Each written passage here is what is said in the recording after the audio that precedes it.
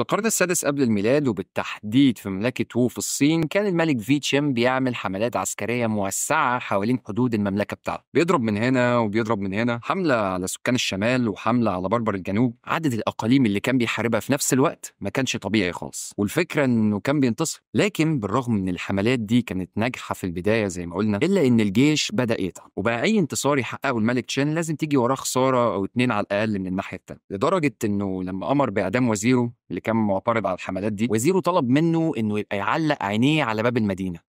ليه؟ عشان يقدر يشوف الأعداء وهم داخلين من البوابات بعد ما ينتصروا. والفكرة إن فعلا ما فاتش كام سنة إلا وكان الملك تشين منتحر بسبب إن الأعداء دخلوا المملكة بتاعته وهدوها فوق دماغه. وهنا لازم نسأل نفسنا سؤال مهم، إيه هي الغلطة اللي لاحظها وزير الملك تشين عشان يكون متأكد قوي كده إن المملكة بتنهار؟ هل فكرة الحروب في جبهات كتير كانت مدمرة قوي كده؟ بس قبل ما تجاوب على السؤال ده، حابب أقول لك إن أنت وأنا وناهد وكلنا تقريبا بنعمل نفس غلطة الملك تشين كل يوم ومن غير حتى ما ناخد بالنا. أنا عمرو جميل وده عدوان.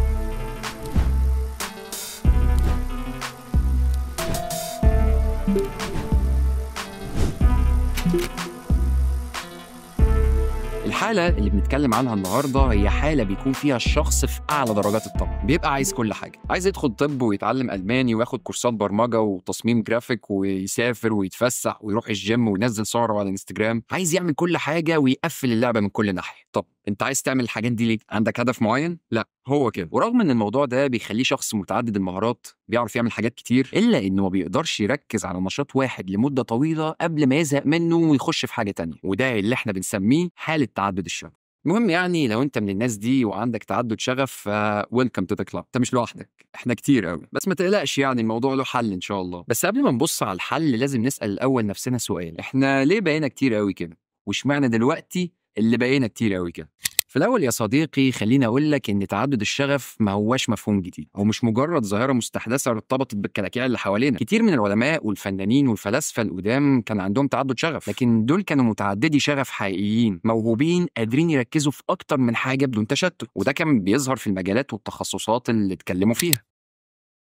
لكن بالرغم من كده فالمصطلح ده ما بقاش منتشر قوي كده غير في الفترة الأخيرة، وبدأ يزيد عدد متعددي الشغف عن الشكل الطبيعي والنسبة العادية ليه، واللي أكيد كان معناه إن في عامل جديد اتدخل في الحسبة وزود في عددهم. وده طبعا خلى أقسام كتير من علم النفس اهتمت بالموضوع ده بالذات وحاولت تبص له من أكتر من ناحية. فمنها اللي بص له من الناحية الإيجابية واعتبروا إنه شيء بيرفع من جودة حياة الشخص، يعني بيخليه شخص متكامل وغير نمطي، ومنها اللي ركز على طريقة الاستفادة من الناس دي بشكل عملي في سوق العمل، لأنهم بيبقوا مفيدين في اوقات كتير. لكن برضه ايه اصلا سبب تعدد الشغف؟ ايه اللي خلى كل الناس دي متعدده الاهتمامات وبالشكل المبالغ فيه ده؟ وهل هم فعلا متعددي شغف ولا مجرد مشتتين؟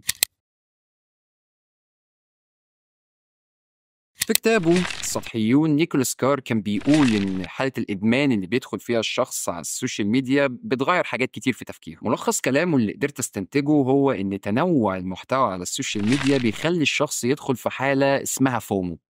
الفير اوف ماسينج اوت او الخوف من التفويت هي حاله بتخلي الشخص عايز يشوف كل حاجه ويعرف كل حاجه ويجرب كل حاجه. والمصطلح ده ظهر لاول مره في عالم التسويق بالمناسبه. ما بتفرقش بقى الحاجه دي مفيده ولا مش مفيده، مناسبه ولا لا، لكن مجرد فكره انه شايف ناس تانية بتعملها بيخلي عنده رغبه انه يجرب زيهم. خصوصا مستخدمي ابلكيشنز زي انستجرام، الابلكيشنز اللي بتعتمد بشكل اكبر على اظهار الجانب الكويس من الحياه. فحاله الخوف من التفويت دي ببساطه هي احد اهم الاسباب في مشكلة زي تعدد الشغف، ده لو هنعتبرها مشكلة يعني، وهي السبب اللي خلى ناس كتير دلوقتي بتحاول توصل لنموذج حياة شبه مثالي وبتتسبب ليهم في مستويات أعلى من التعاسة. طيب ما هو ده يخلينا نسأل سؤال تاني، احنا ليه أصلا بنعتبر تعدد الشغف مشكلة؟ تعدد الشغف زي ما قلنا ما هواش شيء سيء بنسبة 100%. في الأول فعلا ممكن يبقى حاجة كويسة، والفضول اللي بينتج عنه بيخلي الشخص يجرب حاجات كتير، ولحد هنا مفيش مشكلة طالما الوضع ده ما فضلش لفترات طويلة. مشكلة بتكون في إن متعدد الشغف بيكون شخص ملول جدا وبيدور على الحاجة اللي هيقضي حياته فيها ومن غير ما يزهق منها، وده طبعا خيال علمي، لأن الفكرة الرومانسية دي على طول بتخليه عمال بيجرب في حاجات جديدة على أمل إنها تبقى شغفه اللي هيتعلق بيه ومش هيلاقي معاها ملل أو تعب بعد كده، وبعدين يفضل في الشيء فترة قصيرة وبعدين يزهق منه ويروح يجرب غيره، وغيره ده برضه بيزهق منه فيجرب غيره تاني. وطبعا مفيش مانع اننا نرجع للشيء الاولاني ده من وقت للتاني كده عادي، لكن مش للدرجة اللي تخلّينا نمِل منه تاني، ويفضل على التوازي كده يتنطط من دي لدي لدي، ومن غير ما يركّز على حاجة معيّنة لمدة كافية، وبالتالي نتيجة لكده فالشخص ده عمره ما بيوصل للمستوى المطلوب في أي حاجة بيعملها، لأنه بيوزّع مجهوده على حاجات كتير مش محتاجها، في الوقت اللي كان المفروض يركّز مجهوده ده على حاجة واحدة أو 2 بيوزّعه على حاجات كتير عمره ما هيعرف يدّي لأي واحدة فيهم حقها بشكل فعلي. والنتيجة للعبث اللي بيحصل ده فهو فعلًا بيبقى شخص مفيد، يعني أنت فعلًا تقدر تستفيد منه في مواضيع كتير، من غير مبالغة فعلًا في مواضيع كتير، إلا إن ده برضه بيحطه في منطقة رمادية، لأن كل المواضيع اللي اتشعّب فيها دي ما بيقدرش إنه يستفيد من أي واحدة فيهم في وقت الجد، روح له لو عايزه يساعدك، بس لو الموضوع دخل في الجد ولقيت نفسك هتدفع له فلوس مثلًا، فإيه اللي يخلّيني أروح لشخص زي كده طالما كده هادفع فلوس؟ بالنسبة لي أفضل إن أنا أروح لحد متخصص يطلّع لي الشغل ده بشكل احترافي. طالما كده هادفع فلوس يعني، إيه اللي يخلّيني أدفع لشخص هاوي؟ فهمت ليه بقى كل من كان ب7 صنايع بخته ضايع؟ لإن دايمًا معرفته وخبرته بتكون مش كفاية، مش كفاية إن يتدفع فيها فلوس وناقصها حاجات كتير. تخيل إن هو فاكر لمّا يقول لك أنا 7 صنايع هتتعاطف معاه، ما يعرفش إن هو ده السبب أصلًا في اللي هو فيه. ونتيجة للمشكلة الأولى فإحنا بنلاقي نفسنا واقعين في مشكلة تانية، المشكلة دي بنسميها الغرق المعرفي. نتيجة لانتشار السوشيال ميديا والمحتوى التعليمي المجاني في كل حتة بقى أسهل وأرخص حاجة ممكن تعملها هي إنك تتعلم حاجة جديدة. تقول لي طب ما حلو ده، إيه المشكلة؟ أيوه طبعًا هو حلو أنا معاك في ده، لكن ده برضه له سلبيات، وده لأن الكمية الكبيرة من المعلومات اللي بقت تحاوط الشخص بقت تخلّيه مش قادر يلم بيها كلها بشكل كامل. جودة استيعابه للمحتوى اللي بيتقدم له بتكون متواضعة جدًا، وطبعًا بيلاقي نفسه في حالة من الإرهاق الذهني من كم الضغط اللي بيتحوط بيه، فيقعد يراكم في كورسات وTo do lists عمرها ما بتتفتح، عايز أتعلم أسباني، عايز أتعلم الرسم، عايز أسافر، عايز، طب ماشي ابتدي بقى، عمره ما بيبتدي بشكل حقيقي، بيبقى صعب عليه جدًا إن هو يختار أو ياخد أي قرار عملي، ممكن يبتدي يبُص على الحاجة وياخد فكرة، لكنه بيلاقي صعوبة في إنه يتعمق فيها لإنه مش عارف يختار ما بين كل الحاجات اللي قدامه، حاجة كده بيسموها فرضية بوريدان أو الحمار الحجري، بادوّر عليها. لو رجعنا تاني لكتاب السطحيون وبصينا تاني عن حاجات ليها علاقة بتعدد الشغف هنلاقي حاجات تانية أسوأ بكتير، منها إن تعدد الشغف ما بيكونش حاجة اختيارية كده أو قرار شخصي، بيتحول على الشخص المصاب بيه لأمر واقع. شفتوا بقى يا جماعة إنه مش بإيدي؟ أنا طلعت مغلوب على أمري أهو، ماليش أي دعوة. ما هو للأسف أنت السبب برضه. كان في دراسة كده اتعملت في بداية الألفية دي بتتكلم عن مدة انتباه الفرد اللي هي المدة اللي بيركز فيها قبل ما حاجة تشتته. الدراسة دي قالت إن مدة انتباه الفرد كان آخرها 12 دقيقة، 12 دقيقة قبل ما دماغك تفصل. ولو حاسس إن الرقم ده قليل فحابب أقول لك إن شركة مايكروسوفت جت بعدها ب 15 سنة، سنة 2015 وعملت نفس الدراسة، عملت نفس الدراسة تاني، وكانت النتيجة المرة دي إن مدة الانتباه نزلت من 12 دقيقة ل8 ثواني بس. تخيل إن تركيزك وانتباهك ما بيشتغلش لأكتر من 8 ثواني قبل ما يتشتت، يعني أقل من مدة انتباه سمكة الزينة كده، ودي الإحصائية اللي كانت في 2015. شوف أنت بقى دلوقتي. كتاب السطحيون بقى قال لك إن السبب في نزول مدة التركيز ده هو الاستخدام المطول للسوشيال ميديا، لأنها بتغير في تركيب التوصيلات العصبية في المخ، أو بمعنى تاني فالمبالغة في الاستخدام بتأثر على المرونة العصبية للدماغ. فلك أن تتخيل بقى كم مرة فتحت فيها فيديو اللي قعدت تسمع درس، وكم مرة وقفت وقمت عشان تعمل أي حاجة ملهاش لازمة، أو حتى عشان تفتح فيسبوك. فكر كده. هتقول لي برضه ما أنا مش فاهم إيه علاقة المرونة العصبية وحاجة زي مدة الانتباه بحاجة زي تعدد الشغف. في فيلم ذا سوشيال دايليما، وده كان وثائقي بيتكلم عن تأثير السوشيال ميديا على طريقة تفكير الشخص وآرائه. اتكلم الفيلم عن حاجة اسمها الجروث هاكينج اللي بيتم بيها التعامل مع عقل المستخدم، ازاي بتبتدي تبني عنده عادة الاستخدام، وازاي تبتدي تتلاعب بدماغه وتتوقع ردود فعله، واخيرا ازاي تخليه يستخدم الموقع لأطول فترة ممكنة. وآلية حبسه جوه الموقع والحفاظ عليه لفترة طويلة دي هي اللي بتأثر في مرونة عقله وبتخلي تركيزه ما يبقاش ثابت. فالفكرة إن الشخص متعدد الشغف ده ممكن ما يبقاش متعدد الشغف أصلا بشكل حقيقي، يعني تعدد الشغف بالنسبة له مش موهبة زي اللي كانت عند دافنشي أو البيروني، دول أصلا مش موضوع النهاردة لأن إحنا بنعتبرهم طفرات. أنا بتكلم عن متعدد الشغف المرضي اللي اتبرمج على كده. فزي ما قلنا هو ممكن ما يكونش متعدد الشغف بشكل حقيقي، ببساطة ممكن يكون حسب الكلام اللي قلناه من شوية مجرد شخص عاجز عن التركيز ومتعود على إنه ياخد أي معلومة بشكل سريع ومبسط، وركز قوي على فكرة سريع دي، وعجزه عن التركيز وزهقه ده هو اللي بيخليه كل شوية يغير الشيء اللي هو بيعمله، وبالتالي مش هيبقى قادر إن هو يركز على أي حاجة لمدة كافية إن هو يتميز فيها. فمستحيل على الشخص اللي اتعود على فيديوهات التيك توك والريلز إنه يستحمل يقعد على كورس 40 ساعة ولا حتى 20 ساعة، والله ولا حتى فيديو ساعتين. وعلى ذكر الريلز بقى خلينا نبص على تالت مشكلة.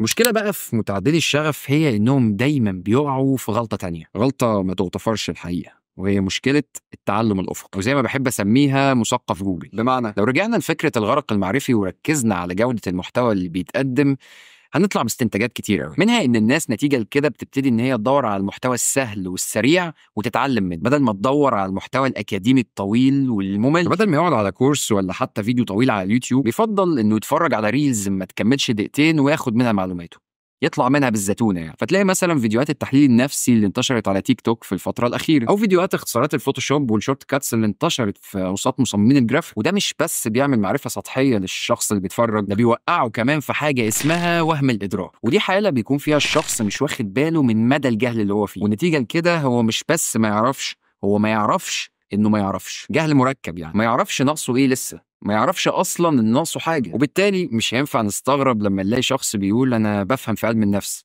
تعالى محللك، او يقول لك انا كاتب او محلل سياسي على السوشيال ميديا، او من فرجته على كام خطبه وكام بوست على الفيسبوك يقول لك انا طالب علم شرعي، ويدور بقى يبدع ويكفر في اي شخص مخالف ليه. ولو جيت كده فكرت تدور وتنكش ورا كل واحد فيهم، مش هتلاقي ولا واحد عنده منهجيه معينه لدراسه الشيء اللي بيتكلم فيه ده، ولا يعرف اي حاجه في اساسياته. ما هو خد الخلاصه، لكنه بيعرف يتكلم بثقه، وعلى السوشيال ميديا دي كفايه قوي. أظن بعد كل الكلام اللي قلناه ده فأنت قدرت إنك تستنتج الحل بنفسك، لكن خلينا نلخصه في كام نقطة أساسية كده عشان نضمن إننا ما نسيناش حاجة. أول حاجة هي إن لازم متعدد الشغف يخف سوشيال ميديا ويبص في ورقته ببساطة. تاني حاجة لازم يقتنع من جواه إنه مش هيقدر يعمل كل حاجة، لازم يفهم من الأول إن كده كده لازم يكون ليه شيء بيتميز فيه، ما ينفعش إنه يبقى مميز في كل حاجة، ده الطبيعي. ركز. وبالتالي فهو لازم يبتدي انه يعمل تحديد للاولويات، لازم يجي في وقت معين كده ويختار الحاجات اللي هيكمل بيها ويركن الباقي على جنب كمجرد هوايات. اما الاولويات فدي اللي لازم يركز معاها. ركز. تالت حاجه بقى هي اكيد مفيش مانع اننا نجرب حاجات جديده من وقت للتاني، لكن مع ادراكنا الكامل ان في حاجات معينه في حياتنا تعتبر هي الاساس، وان اي حاجه تانية تعتبر حاجات فرعيه، يعني يعتبر بس بنرجع لها في وقت فراغنا، مش اكتر من كده. رابع حاجة بقى ودي الأهم هي إن الحاجة اللي هيركز عليها لازم يركز عليها. سبحان الله، لازم يصبر على أوقات الفشل والإحباط، ويعرف إن مفيش أي حاجة في الدنيا بتفضل ممتعة طول الوقت. لازم هيجي في وقت كده هيبقى مش طايقها، اعتبرها مراتك يعني عادي، ويبقى فاهم إن أي حاجة هيخش فيها هتبقى كده. ولو ما تقبلش المبدأ ده هيبقى بيعمل حاجات كتير صحيح، لكنه هيفضل مبتدئ فيهم كلهم. ركز.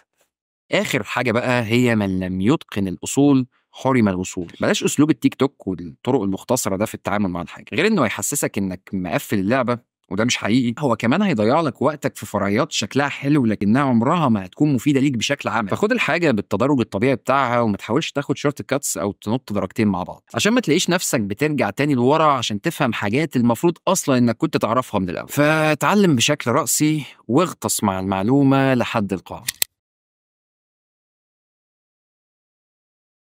حكاية فيتشن اللي اتكلمت عنها في أول الحلقة كانت مذكورة في القانون 23 من كتاب 48 قانون للقوة. القانون 23 ده كان بيتضمن رسالة واضحة وبسيطة: ركز قوتك في مكان واحد وما تشتتش نفسك. روبرت جرين في الفصل ده كان بيبين الملك تشين كحالة انتهاك للقانون، وكان بيشرح ازاي هو خسر حاجات كتير لمجرد انه مراعاش المبدأ وشتت قوته في جبهات كتير ومن غير أي داعي.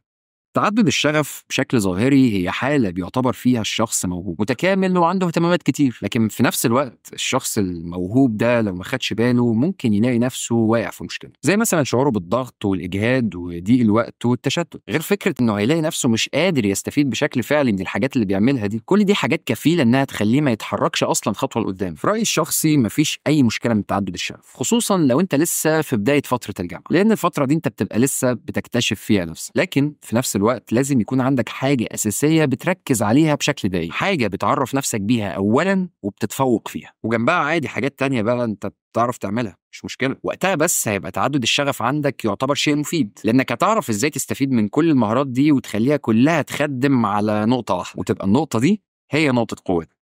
طبعا كلامي ده مش معناه انك توهب حياتك كلها لهدف واحد، يعني انا مش بقولك بلاش قرايه، بلاش هوايه، بلاش رياضه، قوم ذاكر او قوم اشتغل. انا بقولك بس حدد اولوياتك، ما تخليش كل حاجه اولويه عشان ما تضيعش كل حاجه. يعني من الاخر مفيش اي مشكله من تعدد الشغف طالما في تخصص او اولويه بنركز عليها. المشكله بتكون موجوده بس لما ما بنقدرش نحدد اولويه وبنقعد نتحرك من ضفه لضفه على الفاضي. زي الملك تشينك. أو لو هقولها لك بمعنى تاني، اعرف حاجة عن كل حاجة واعرف عن حاجة واحدة كل حاجة.